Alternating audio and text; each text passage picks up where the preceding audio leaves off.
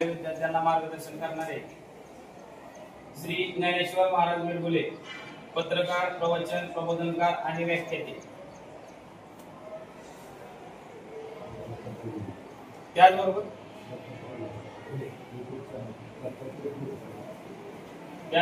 दत्तात्रय भुजबळ महाराज हे देखील या ठिकाणी आपल्याला मार्गदर्शन करण्यासाठी आलेले आहेत। शिक्षण घेत त्याचबरोबर आपली जी काही पूर्वीपासून चालत आलेली परंपरा आहे, संतांची भूमी म्हणून ओळखला जाणारा आपला महाराष्ट्र, त्या महाराष्ट्रामध्ये लाखो लोक, लाखो म्हणजे करोडो लोक आपलं घरदार, प्रपंच, शेती सगळं सोडून फक्त विठ्ठलाच्या दर्शनासाठी तहान भूक विसरून, ऊन ताण पाऊस सगळं विसरून पंढरीकडे पायी निघत असतात। वाटेत बरेच अडथळे निर्माण होतात, त्यांना त्याच्यावर मात करून ते त्या ठिकाणी पोहोचतात।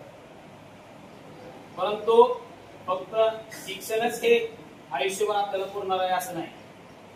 हे लोक का त्या विठ्ठलाच्या दर्शनासाठी एवढा अट्टास करतात, काय एवढं दुःख सहन करून तिथपर्यंत पोहोचतात? त्याच्या मागे काही ना काही गोष्टी असतील ना, ही परंपरागत चालत आलेलं आहे।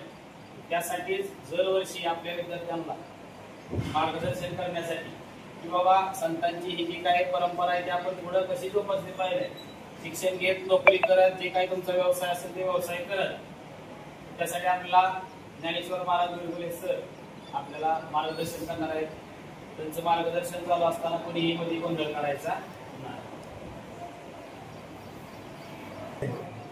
ज्ञान दिल्याने ज्ञान वाढते, ज्ञानाचे मंदिर हे, सत्य सेवा होणं सुंदर हे, अशा महात्मा गांधी विद्यालयाचे गुरुजनांना वंदन करून तुम्हा जुनी अशा बालमित्रांना ज्ञानेश्वर मिरगुलेचा मनापासून मनपूर्वक नमस्कार।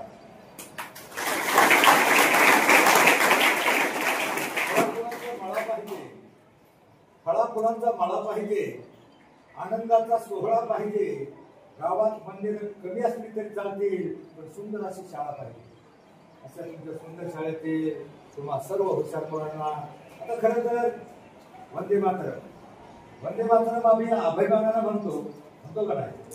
पण 8 वर्षाचा शिरीष कुमार प्रभात फेरीमध्ये वंदे मातरम म्हणत असताना त्याला गोळ्या खाव्या लागल्या।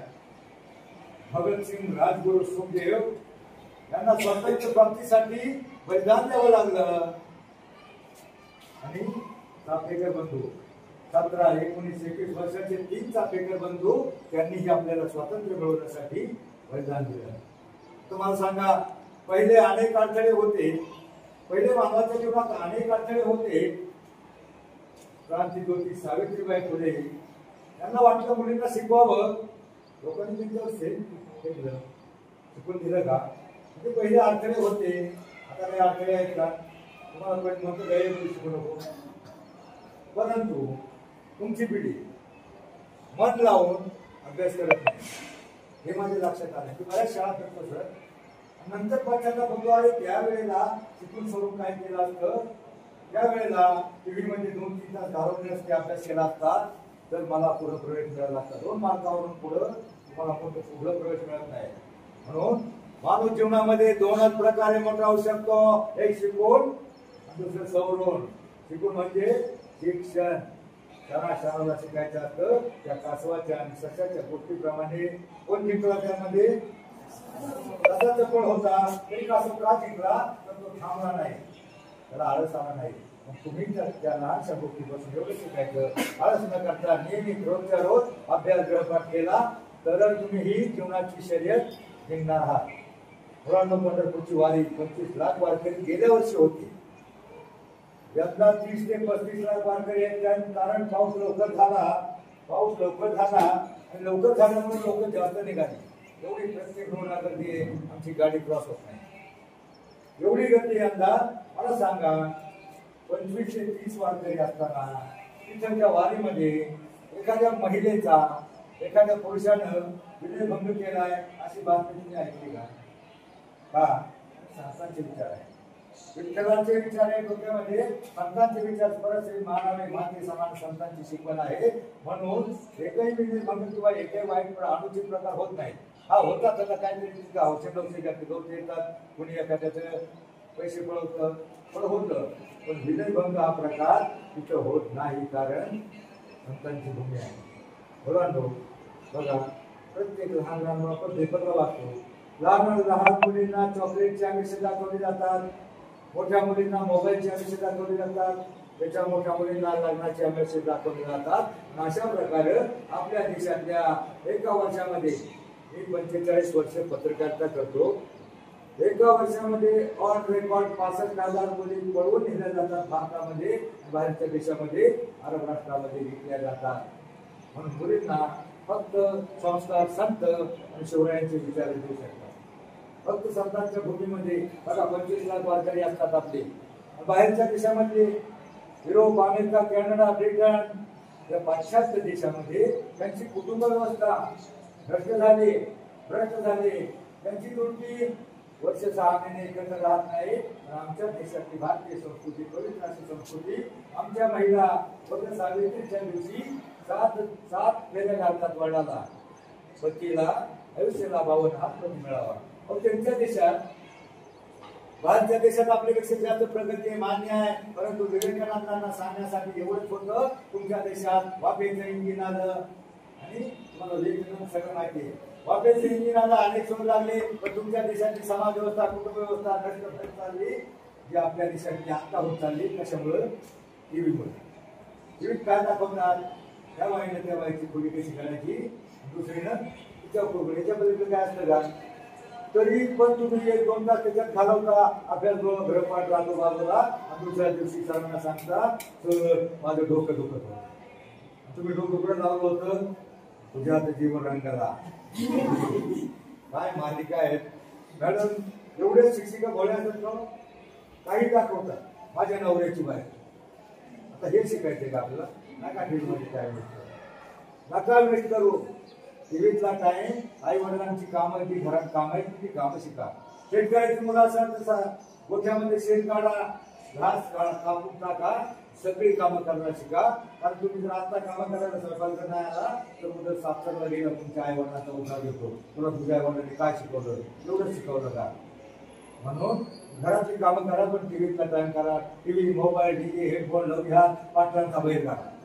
याने सगळ्या आपल्या नवीन पिढीचा राडा चालवलाय. याच्यात काय कुठलेही ज्ञानी दुश्मन आहे, तुम्हाला फार आवडतात, पण तो विषय आपल्याला सांगायचा नाही. बाहेरच्या देशामधली समाज व्यवस्था, कुटुंब व्यवस्था एवढी भ्रष्ट होत चालली, आणि त्यांची एका 10-12 वर्षाचा मुलगा झाला तर त्याला बोर्डिंग मध्ये टाकलं जातं, अनाथाश्रमात टाकलं जातं, पैसे भरले जातात, पैसे भरतात, आणि मग ते मुलगा पुढे वाटतं काय होतं काही तपास करत नाही. त्यांच्या आजोबांना त्यांची नातवंड कोण किती कुठं आहेत माहीत नसतं.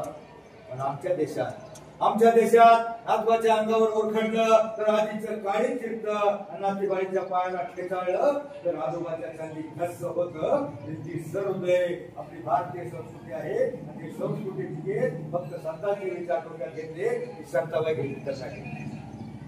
फक्त डीजेचं ऑर्केस्ट्राचं सिनेमाचं गाणं एकच वर्ष येतं, फेमस होतं, ही पिढी तिकडे पळते, पण हरिपाठाला जात नाही. काय डीजेचं गाणं असतं? मुंगळ्यासारखे जाऊन असतात, पण हरिपाठामध्ये तुमच्या त्या हरिपाठाला किती जण जातात? हरिपाठ होतो का गावामध्ये?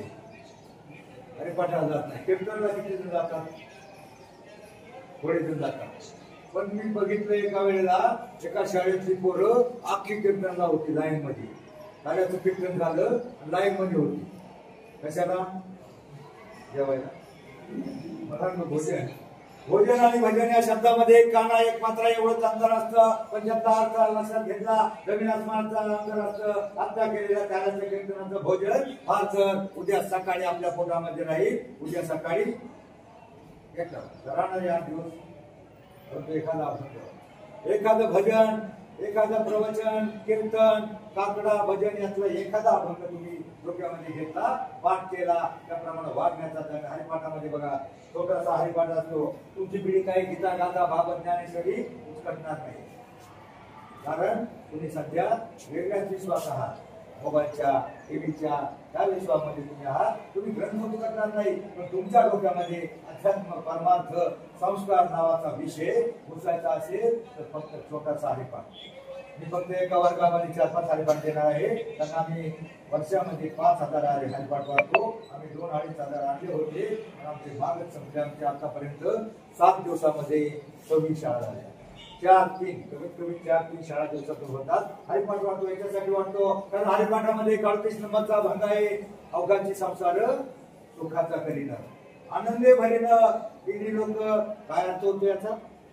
आनंदे भरीन तिन्ही लोक म्हणजे आपल्या घरातले 3 लोक म्हणतात का? आणि अवघाची संसार म्हणजे कुणाचा संसार म्हटलंय? पप्पा, मम्मी, बुद्धी, बुद्धू दोघांचा म्हटलंय का?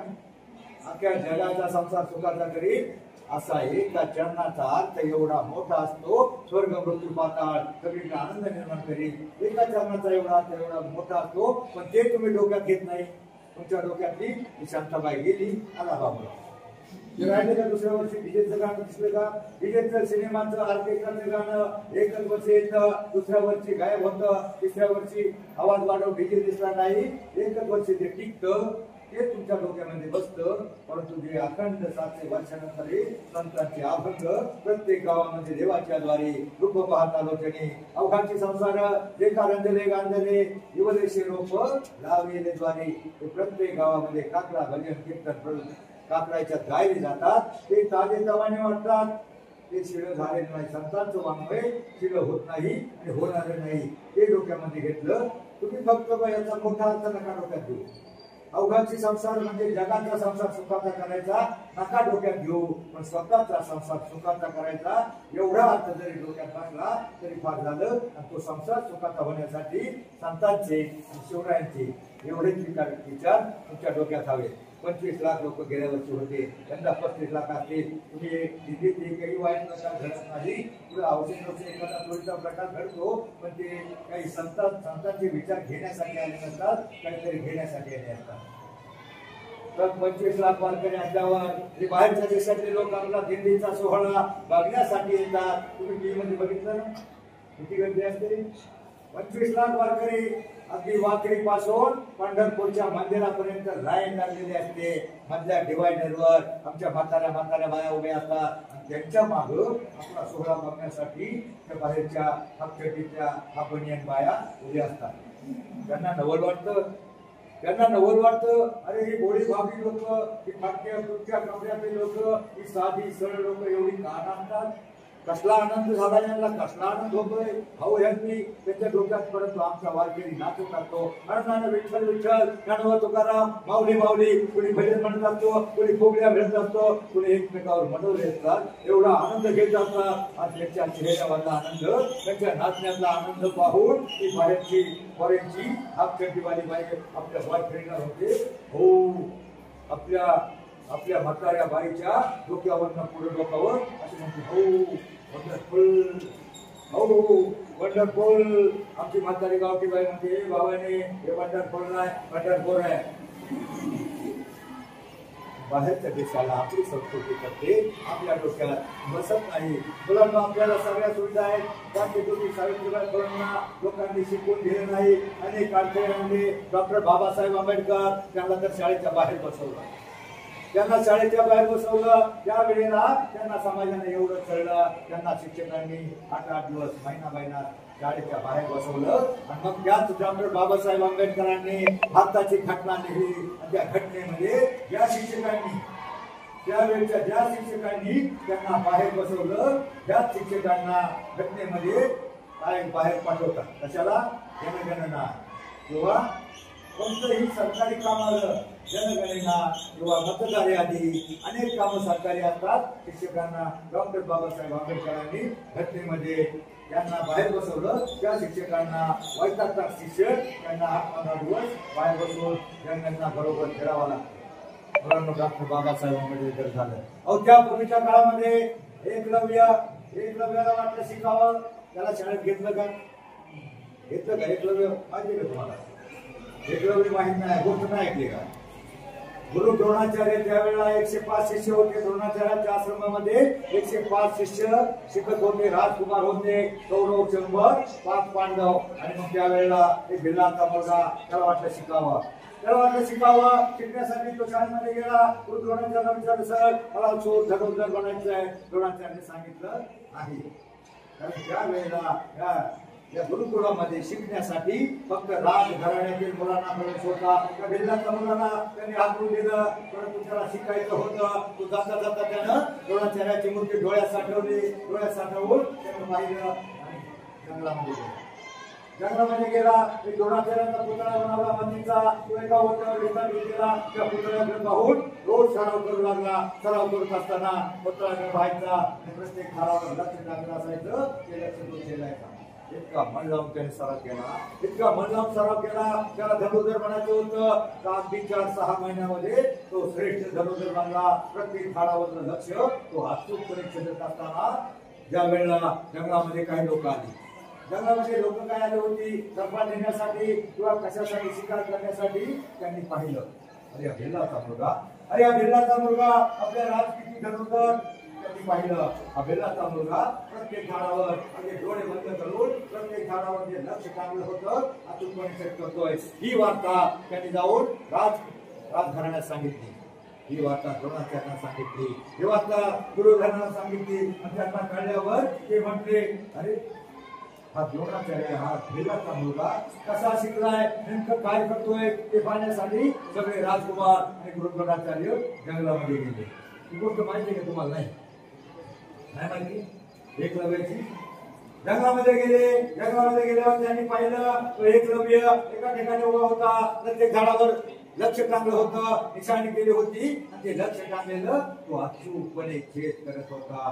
ते अचूकपणे छेद करत असताना गुरुदानं पाहिलं. तो गुरुंना म्हणला, गुरुदेव तुम्ही जिवंत गुरु असताना तुम्ही आम्हाला काहीच शिकवलं नाही. आणि तुमची त्या मातीच्या पुतळ्यानं त्याला एवढा निष्णात धनुर्धर बनवला. तुम्ही आम्हाला काहीच शिकवलं नाही. त्यावेळेला गुरु द्रोणाचार्य म्हणाले, मी तुम्हाला भरपूर शिकवलं, परंतु तुम्ही लक्ष देऊन शिकला नाही. तुम्हाला फक्त टंगळ मंगळ करत शिकला. तुम्ही फक्त शिकायचंय म्हणून शिकता, परंतु त्याला खरोखर शिकायचं होतं. त्याला खरोखर धनुर्धर बनायचं होतं. म्हणून त्याला त्या मातीच्या पुतळ्यानं त्याला काही शिकवलं नाही. त्याला शिकायचं होतं म्हणून तो शिकला. म्हणजे दोघांचं बोलणं ऐकून द्रोणाचार्यांचं आणि गुरुदेवांचं बोलणं ऐकून त्या एकलव्याची तंद्री भरल्यावर त्यानं पाहिलं प्रत्यक्ष गुरुदेव द्रोणाचार्यांना सन्मान पाहून त्याला आनंद झाला. त्यानं धनुष्यबाण टाकून दिला, धावत गेला त्यांच्या चरणावर. त्यानं डोकावलं, गुरुदेव बघा तुमचा शिष्य एकलव्य सगळ्या श्रेष्ठ धनुर्धर आहे. तुम्ही माझी परीक्षा घ्या. तुम्हाला आनंद वाटेल, तुम्हाला अभिमान वाटेल. परंतु मला वाटतं त्या द्रोणाचार्यांच्या चेहऱ्यावर आनंद नव्हता. त्यांच्या चेहऱ्यावर वेदना होत्या. हा भिल्लाचा मुलगा श्रेष्ठ धनुर्धर झाला तर माझी काय उरली, मला या गच्छंती होईल. आणि म्हणून त्यानं त्या एकलव्याला म्हटले, तुम्हाला गुरु मानतोस ना? हो, हे पहा त्या पुतळ्याकडे हात दाखव, तुम्ही तर माझे गुरु. मग त्यावेळेस द्रोणाचार्य म्हणले, तुम्हाला गुरु मानतोस ना, तर मला सांग, तुम्हाला गुरु दक्षिणा देशील? हो. एकलव्य म्हणलं, असं मला माझे प्राण मागितले तरी त्यांना तुमच्या चरणावर अर्पण करेल. त्यावेळेस द्रोणाचार्य म्हणले, तुझा प्राण नकोय, तुझे प्राण नकोय, फक्त तुझ्या हाताचा अंगठा दे. अंगठा म्हणजे जो अंगठा दिल्यावर तो धनुष्यबाण चालू शकणार नाही आणि राजकुमारापेक्षा श्रेष्ठ धनुष्य सिद्ध होऊ शकणार नाही. तो काव्यबादपणे द्रोणाचार्याने तो अंगठा मागितला आणि एकलव्यानं कोणताही क्षणाचा विचार न करता एका धारदार शास्त्रानं अंगठ्यावर घाव घातला आणि गुरूंच्या चरणावर अर्पण केला. गुरुदक्षिणा. मला सांगा मुलांनो, तुमच्या शाळेमध्ये गुरुपौर्णिमा साजरी होते त्यावेळेला मला सांगा, त्या एकलव्याला द्रोणाचार्यांनी शाळेमध्ये प्रवेश घेतला दिला होता का? तरीही काही शिकवलं होतं का? तरीही त्यांना अंगठा क्षणात कापून दिला. आता मला सांगा, तुमचे शिक्षक तुम्हाला शिकवतात का? चांगले शिकवतात. गुरुपौर्णिमेच्या दिवशी एखाद्या शिक्षकानं जर तुम्हाला गुरुदक्षिणा म्हणून अंगठा मागितला तर ज्याचा आपल्याला एक अंगठा कापून द्यायचा आहे, माझ्याकडे हत्यार आहे, या पटकन. ते बाहेर उभे आहेत. तुमचे गुरुदेव तुम्हाला शिकवतात ना चांगले. गुरुदक्षिणा म्हणून एक अंगठा कापून द्यायचा आहे. मुलांना तुमचा अंगठा नको, त्यांना तुमचा अंगठा नकोय. त्या तुमच्या गुरूंना फक्त वाटतं आमच्या मुलांना नेहमी रोजच्या अभ्यास करावा, चांगला अभ्यास करावा, शिकून मोठं व्हावं. तुमचा एखादा कलेक्टर झाला तर त्यांना पगार नकोय, त्यांना फक्त अभिमानाने सांगता येईल अरे हा माझा विद्यार्थी आहे. मग आंबेडकरांना शिकता आलं नाही, एकलव्याला शिकता आलं नाही, संत ज्ञानदेवांना लोकांना शिकवून दिलं नाही, परंतु त्यांना स्वतःच्या बुद्धीनं शिकले. ज्ञानदेव माहिती का तुम्हाला? माझंही नाव ज्ञानदेव आहे, पण तो मी नव्हे. कारण आमच्या वेळेला आमचे आई वडील आमचं गाव आळंदी जवळ, आळंदीला गेले आणि माघारी आले की घरात यायचे आणि एखादं मुलगा जन्मलं तर नाव ठेवायचे ज्ञानेश्वर आणि मग माळ घालायचे. त्यामुळे माळ घातली, सुरुवातीला जन्मतात माळ घातली त्या माळेसाठी, नावासाठी. तुमच्या कोणाचं ज्ञानेश्वर नाव आहे का? नाही. सावित्रीबाई कोणाचं आहे का? जिजामाता आहे का? मग सावित्रीबाई जिजामाता जर जन्मल्याच नाही तर शिवाजीराजे कसे जन्मतील? यशवंत कसा जन्मणार आहे? मुलांनो, आजकालची पिढी म्हणून सांगत होतो ज्ञानेश्वर, त्यांना तर लोकांनी 4 भावंड, त्यांच्या आई वडिलांना लोकांनी देहांतपणाची दिला, देहांतपणाची शिक्षा दिली. त्या भावंडांना कसं जगायचं? 9 वर्षाची चिमुरडी, 11, 13, 15 वर्षाची 4 भावंड, कसं जगायचं? लोक त्यांना भिक्षा सुद्धा वाढत नव्हते. भिक्षा वाढल्यावर लोक उधळून द्यायचे. आणि मग एक दिवस ज्ञानेश्वरांची जोडी लोकांना भिक्षा जी मिळाली होती थोडीफार ती उधळून दिली. त्यांना भूक लागली होती, भिक्षा घेऊन घरी जायचं होतं, त्याचं काहीतरी बनवायचं होतं. ते इंद्रायणीच्या पात्रामध्ये गेले. आता पाण्यावर भागावा, आपल्याला खायला नाही, भूक लागली. इंद्रायणीच्या पात्रामध्ये उतरले आणि पाणी पित असताना विसोबा खेचर नावाच्या कर्मठ ब्राह्मणांना माग आलं, त्यांना ढकलून दिलं.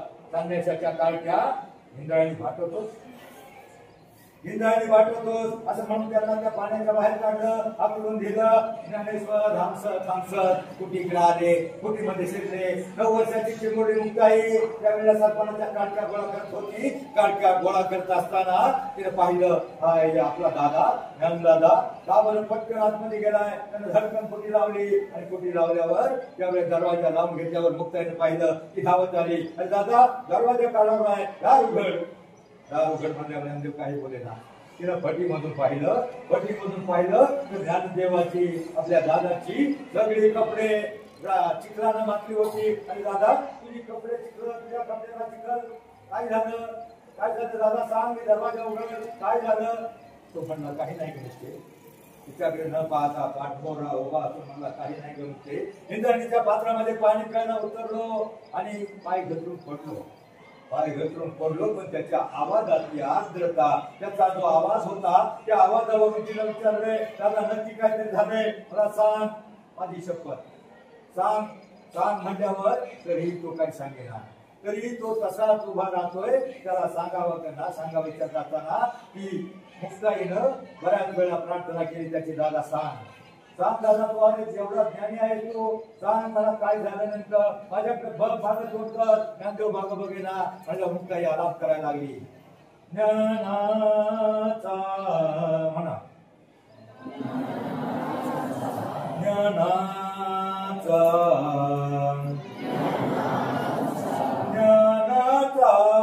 सागर, सखा माझा ज्ञानेश्वर,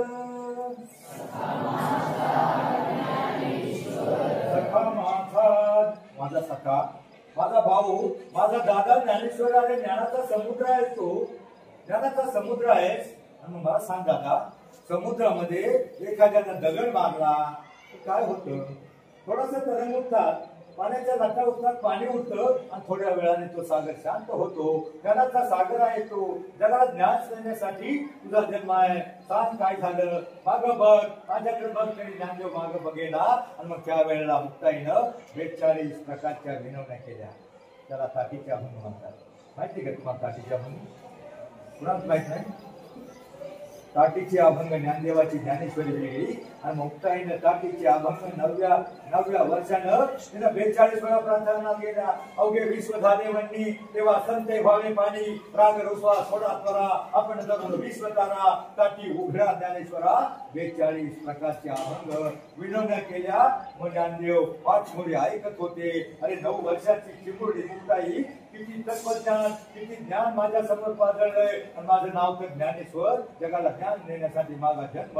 9 वर्षाची चिमुरडी मुक्ताई एवढं तत्वज्ञान सांगते आणि तरी का सांगू नये. त्यांना पटकन मागं ओढला दार उघडलं मुक्ताईला मिठीत घेतलं आणि त्यानंतर ज्ञानेश्वरांनी वयाच्या 13व्या वर्षी ज्ञानेश्वरी लिहायला सुरुवात केली. आपल्याला जीवनासाठी जी लागते ना ती ज्ञानेश्वरी. आणि त्या तुम्ही सांगा तुम्ही रोज पसायदान म्हणता ते पसायदान कशातले माहिती आहे का तुम्हाला? कशातले? ज्ञानेश्वरी मधल्या 1792 ते 1802 नंबरच्या ओव्या म्हणजे पसायदान. हरिपाठामधल्या अभंग ज्ञानेश्वराचे आहेत. तुम्ही मोठी गीता गाथा उचलणार नाही. जीवनामध्ये तुमचं जीवन भंग व्हायचं नसेल तर एकच काम करा किमान 2 अभंग पाठा. कुणाचं एखादा अभंग पाठ आहे का? एखादी कविता आहे ना अभंग आहे ना. काय माहिती तुम्हाला? मुलांनो संतांचे अभंग आपल्याला तरुणांना अभंगामध्ये फक्त अभंग नाही अभंगामध्ये अनेक प्रकार आहेत. पदे दोहे ओव्या श्लोक गवळण भारूड अनेक प्रकार आहेत. त्याच्या चाली त्या सिनेमाच्या आर्टिस्टच्या गाण्यापेक्षा चांगले असतात. त्याचा अर्थ त्या गाण्यापेक्षा चांगला असतो.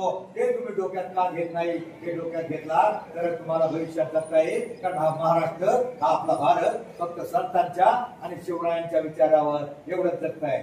त्या डीजेचं गाणं त्याला काही चाली नसतात काही नसतात. तो डीजे नुसता वाजला काही पोरं तिकडं उड्या मारत जातात आणि लुंगी डान्स काय लुंगी डान्स अर्थ आहे का? तरी तुम्ही नाचता. अहो संतांचे अभंग जनाबाई मीराबाई मुक्ताबाई बहिणाबाईची कविता तुम्हाला मास्टर डिग्री पर्यंत आहे. होती का नाही एखादी बहिणाबाईची कविता? आहे ना. जनाबाईच्या गवळण त्याच्या चाली बघा. डीजेचं गाणं काय?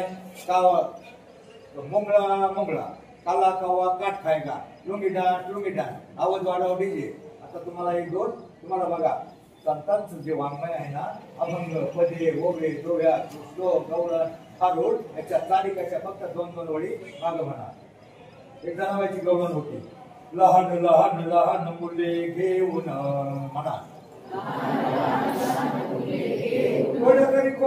कोड्या करी मन मोहन. बघा याला थोडी तरी चाल आहे का नाही? का नुसता मुंगळा आहे? थोडी तरी चाल आहे. बघा एक भारूड होतं एकनाथाचं भारूड. एकनाथ नाव ऐकलंय का ते? माहिती ना एकनाथाचं भारूड. त्याच्यात एवढा अर्थ सामावला आहे. तर बघा एकनाथाचं भारूड 2 ओळी फक्त किंवा 2-4 ओळी. सूर्य उगवला प्रकाश पडला आडवा डोंगर म्हणा.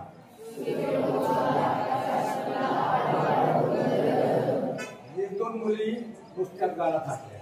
आता मी पुढे तुम्हाला मुन्नी बदनामुळी म्हणायला सांगितलं. संतांचे अभंग संतांचा एखादं पद आपल्या डोक्यात बसलं ना बघा. हा ही गवळण कशाची? काम क्रोध मद मत्सर अहंकार. आपल्याला राग येतो आपल्याला एखादा गुस्सा येतो. तो चांगलं सांगत असला तरी आई बाबाचा राग येतो सरांचा राग येतो बऱ्याच वेळेला. आणि तो राग घालवण्यासाठी एकनाथानं गवळण लिहिलेली आहे. सूर्य उगवला प्रकाश पडला आडवा डोंगर.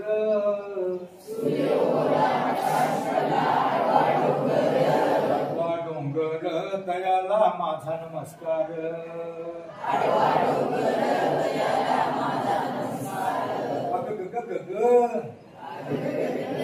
तुम्ही बारून ऐकलंच नाही कधी.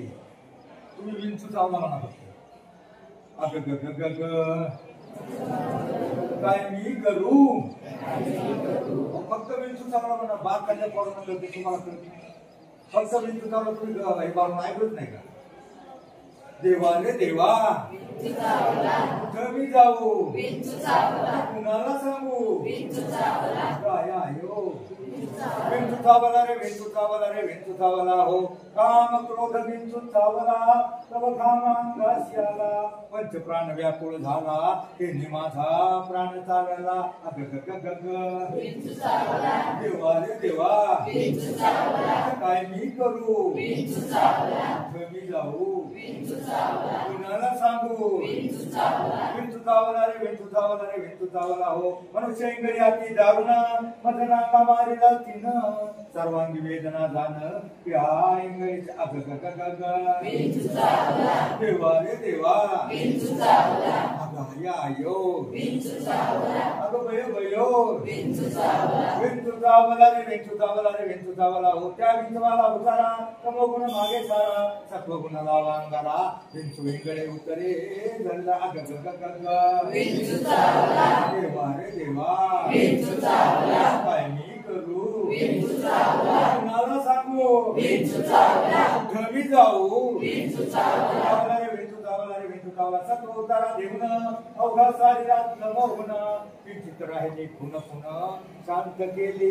म्हणजे सत्व उतारा म्हणजे संतांच्या विचाराचा उतारा दिल्यावर आपल्याकडे काम क्रोध मद हा विठ्ठलाचा अवतार आहे ना पहिले सगळे अवतार कशासाठी झाले अनेक वेळेला राक्षस माजायचे ते प्रजेला चढायचे मच्छ कच्छ वराह राम परशुराम कृष्ण हे सगळे अवतार राक्षसाला मारण्यासाठी झाले परंतु आता हा विठ्ठल हा एकच अवतार आहे कोणाला मारण्यासाठी नाही सगळ्यांना तारण्यासाठी आहे सगळ्यांचे वाईट विचार घालवण्यासाठी आहे विठ्ठलाचा अभंग विठ्ठलाचं भजन किंवा एखादा अभंग म्हणला तर काय होतं तुमचं मन चित्त बुद्धी तुमच्या मनातला वाईट विचार विकार निघून जातो कोणाला मारणाऱ्या देवगात प्रत्येक गावामध्ये बरेच राक्षस मारले मग त्या राक्षसांची त्यांच्या कानावर देवाचं नाव पडलं अभंग पडला एखादा विचार त्यांच्या विठ्ठलाचा विचार चांगला संतांचा विचार त्यांच्या डोक्यामध्ये घुसला तर त्या माणसातले वाईट गुण निघून जातात म्हणजे त्या राक्षस मरतो फक्त संतांच्या विचारामुळं विठ्ठलाच्या विचारामुळं विठ्ठल माझा माझा माझा माझा माझा म्हणा विठ्ठल माझा मी विठ्ठलाचा म्हणजे विठ्ठलाला तुम्ही माझा माना विठ्ठलाचा एखादा अभंग भारूड गवळण पदे ओवे दोह्या श्लोक यांच्या चाली चांगल्या असतात अर्थ चांगला असतो जीवनामध्ये दोन अभंग पाठ करा त्याचं जीवन कधीच भंग होणार नाही एक अभंग अवघाची संसार सुखाचा करील आणि दुसरा अभंग सावता महाराजांचा अभंग बघा सावता महाराजांचा अभंग आहे कांदा मळा भाजी अवघी विठाई माझी लसूण मिरची कोथंबिरी अवघा झाला माझा हरी मोठ नाळा विहीर दोरी अवघी व्यापीची पंढरी सावता म्हणे केला मळा विठ्ठल पायी गोळीला गळा सावता महाराज कधी पंढरपूरला गेले नाही अरे त्यांचं गाव अगदी जवळ असताना गेले नाही फक्त आपल्या शेतामध्ये काम करता करताना ते विठ्ठलाचं नामस्मरण म्हणायचे विठ्ठल विठ्ठल म्हणायचे भजन करायचे फक्त तुम्ही आयुष्यामध्ये दोन अभंग पाठ करा एक सावता महाराजांचा कांदा मळा भाजी मला सांगा सावता महाराजांनी आपल्या कामामध्ये देव पाहिला अशा देव पाहिला कांदा मळा भाजी पिकवण्यामध्ये पोट चालू करून पाणी देण्यामध्ये आपल्या कामामध्ये देव पाहिला मग तुमचा देव सध्या कशामध्ये आहे टीव्ही मध्ये अभ्यासामध्ये मुलांचं विद्या आहे गरिबाचं धन आहे श्रीमंतांचा अलंकार आहे असं धन आहे जगातला कोणताही चोरकार हिरावून घेऊ शकत नाही कोणतीही बहुमजली उत्तुंग इमारत उभारण्यासाठी पाया पक्का असावा लागतो 10वी पर्यंत शिक्षण तुमच्या जीवनाचा पाया आहे तो पक्का करण्यासाठी प्रयत्नांची पराकाष्ठा करा तुम्ही सगळ्या मुक्ताई आहात तुम्ही सगळे ज्ञानदेव आहात वर्षाला 2 भाऊ बहिणींच्या पवित्र नात्याचे सण असतात कोणते कोणते असतात त्यावेळेला तुम्ही आपल्या भावाला ओवाळता भाऊ तुमच्या याच्यामध्ये काहीतरी देणी ओवाळणी टाकतो तर ओवाळणी टाकल्यावर तुम्हाला खरंच आयुष्यामध्ये कोणताही तुम्हाला त्रास व्हायचा असं तुम्हाला वाटत असेल फक्त आपल्या भावाला टाका सांगा भाऊ रे मला तुझी ओवाळणी नको मला तुझे 100 रुपये नको मला ड्रेस नको पण तू माझ्याकडे ज्या बहिणीच्या नजरेनं बघतो ना त्याच नजरेनं जगातल्या प्रत्येक मुलाकडे बघ प्रत्येक बहिणीकडे मुलीकडे बघ एवढं तुम्ही तुमच्या भावाला सांगा तुमच्या भावाला तुम्हाला मला जर एखाद्या विषयाला तर तुला राग येईल मग ती पण कोणाची तरी बहीण असते पण आयुष्यामध्ये फक्त एवढं करा आपल्या भावाकडे ओवाळणी एकच मागा 1 मिनिटाचं काम करा तुम्हाला खरंच मोठं व्हायचं असेल घरून निघताना आई किंवा वडील असतील ना त्या आई वडिलांच्या पाया पडा उद्यापासून पाया पडा 8 दिवसांना पीक दिसत तुम्हाला आई वडील म्हणजे आले आमची किती गुणाची झाली कोण पाया पडतात यांच्यासाठी मला कामावर खर्च केलं पाहिजे त्यांना शिकवण्यासाठी पैसा उपलब्ध करून दिला पाहिजे 1 मिनिटाचं काम आहे आई वडिलांच्या पाया पडा पडणार का बस एवढं करा मुलांना आयुष्यामध्ये शिका इतकं, डिग्र्या कमी पडतील, सगळं इतकं, आयुष्य कमी पडेल, असा इतकं, आनंद कमी पडेल, एवढा असे कम नशिबाचा पासा निखळून पडेल. परंतु प्रयत्न इतका करा, अभ्यास इतका करा, त्या विठ्ठलाला, पांडुरंगाला, त्या देवांना तुम्हाला येणं भागत पडेल, येणं भागत पडेल. जय हिंद, जय महाराष्ट्र.